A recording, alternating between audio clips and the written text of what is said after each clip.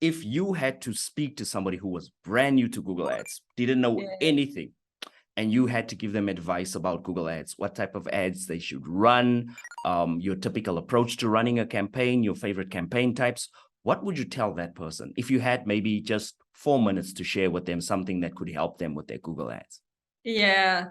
So in the last 8 years that I've been doing this, I have never used the word programmatic, and it was never of interest to my clients. So don't worry about that jargon. It's not important. And do a course first, do a couple courses first, and then try to get a mentor or try to get an internship. Like, I do have quite some people approach me from time to time who are like, hey, I'm learning this. Can I, like, help you with something or get some hands-on knowledge? Like, reach out to people on LinkedIn, and just ask. And know that it's a step-by-step journey. Like, you learn from seeing the data in your account week by week.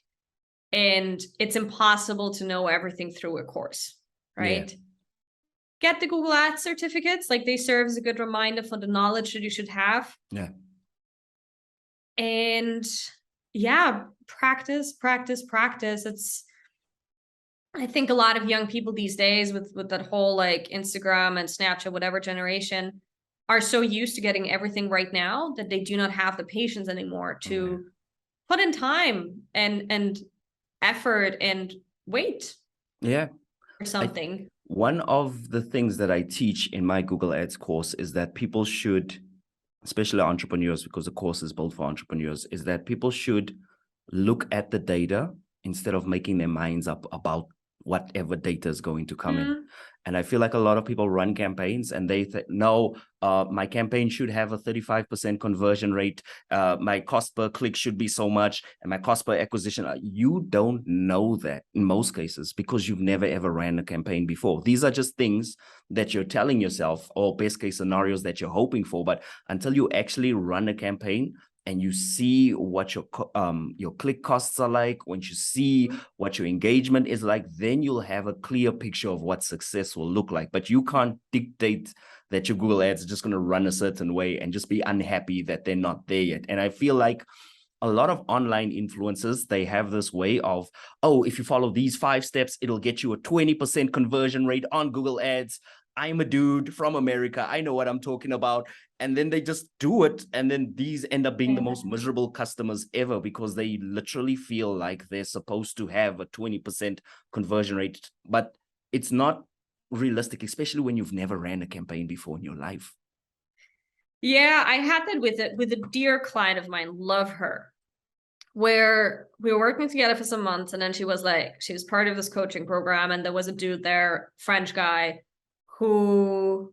white French guy, right? So that already gives some people authority. Yeah. And he was telling her to do certain things in Google Ads account that she was like, oh, let's try this out. And I told her before that that's not going to work, but she still wanted to try it out. In rare instances, I'll let them try it out. Yeah. In most instances, I'll just be like, no. Yeah.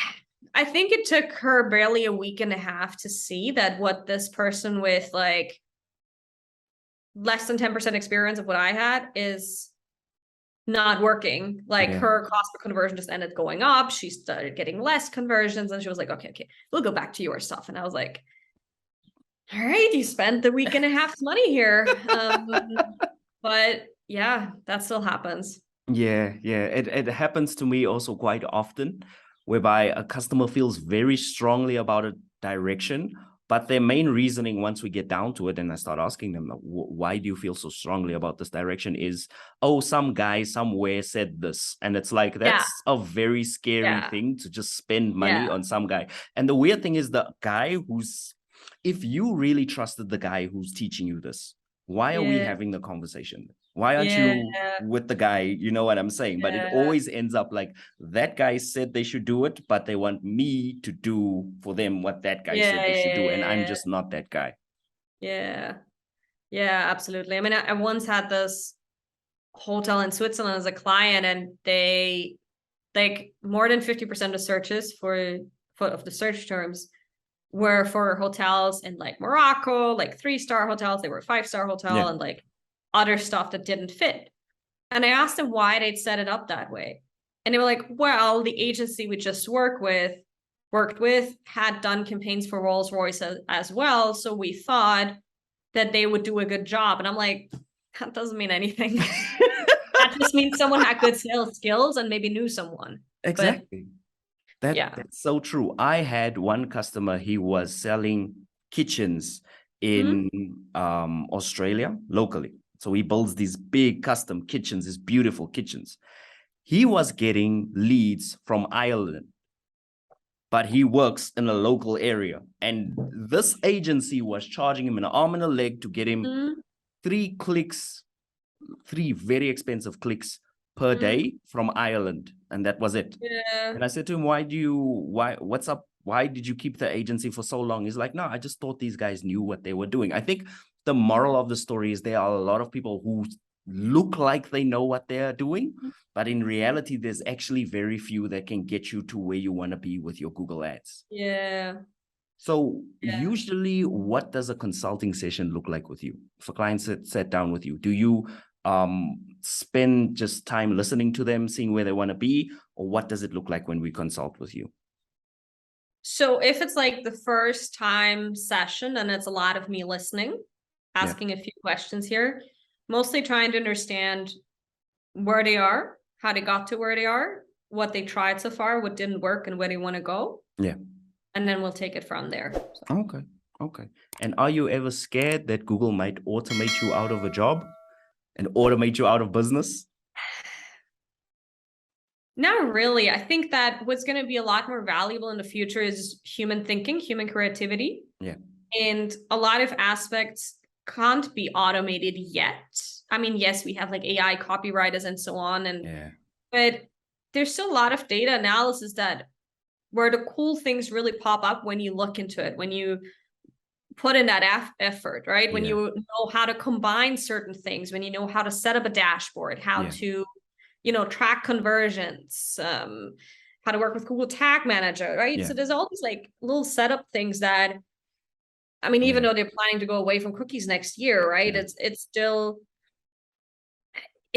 going to need human input, and that may look a bit different, but I don't think it's going to go away. Yeah, and there are a lot of nuances when it comes to understanding the data as well, especially in terms of what qualifies as a good lead and a bad lead. And I feel like sometimes, conversion trackings will track a conversion, but sometimes we're aiming for a certain type of person, and sometimes we need the machine learning to catch up to that ideal customer that we're trying to target. And I think a lot of people don't get that. It's just not going to happen overnight that, AI is going to understand all the nuances of human behavior just like that. It's going to take a long time. Well, at least I think it's going to take a long time. Yeah, absolutely. Definitely. Yeah. Hey guys, thank you so much for checking out this interview. I really appreciate it. And if you want to see the full version, you can click on this link over here. You can also contact me and Pamela at the links in the description below. I'll see you next time. Peace.